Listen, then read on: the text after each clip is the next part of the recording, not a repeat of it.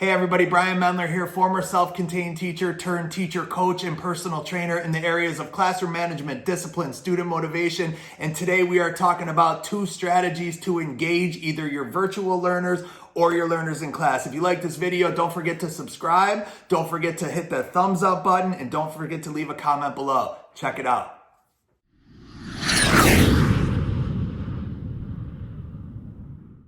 Hey everybody, welcome back to my channel, and today we are talking about 2 tips to engage kids.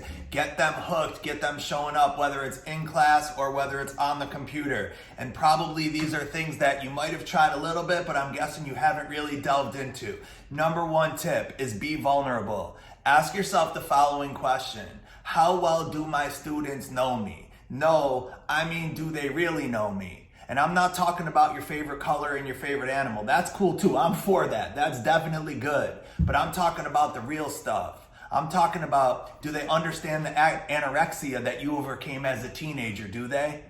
Do they know the hardships that you've gone through with a spouse or a boyfriend or a girlfriend? Do they know the real you? You know, when I give a seminar, within the first hour, people learn about me, that I was labeled learning disabled, emotionally disturbed, kicked out of school, on medication, and in addiction recovery. And they learn all of that within the first hour of the day. And the reason I do that is because it hooks people to me. Well, ask yourself, right? Do my kids know me? Right? It's basically just at the beginning of the year still. Do you have a New Year's resolution? Have you told your students your New Year's resolution? Do they know it? Is their job to take care of you?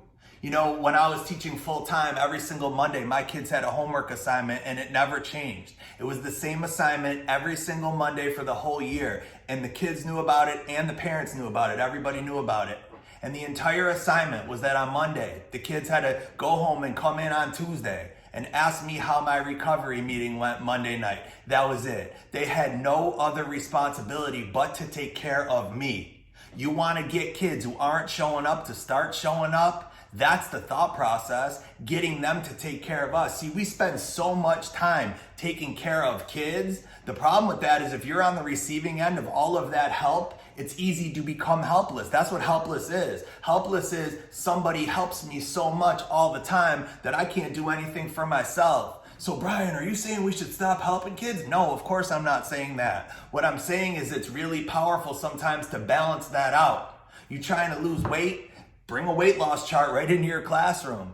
Tell your kids, here's what I'm trying to eat. Here's how much I'm trying to exercise. Your job every day is to log on the computer, and the first thing that you're gonna do is ask me if I did my sit-ups and my push-ups this morning. And if I didn't do them, my responsibility is to do them in front of you.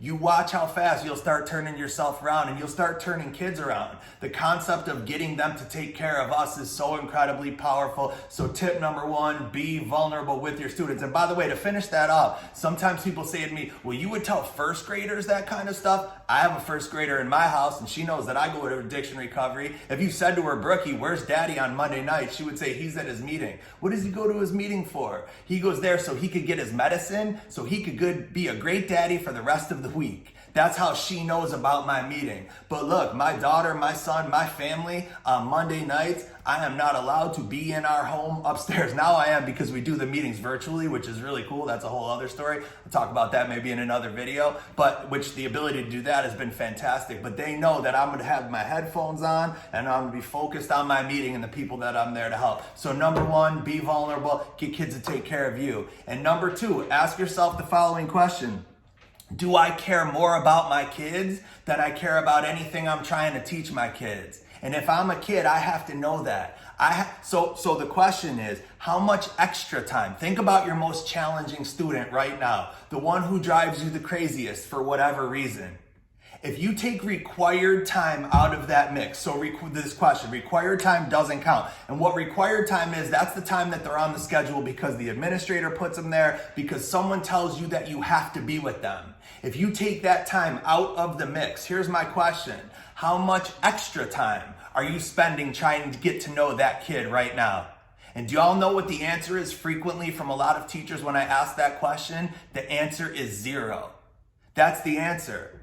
As a kid, I have to know without a doubt that you care a lot more about me than about anything you're trying to teach me. And some kids do not believe that about their teachers. Some kids believe my teacher cares way more about the math, way more about the science, way more about the social studies than they do about me.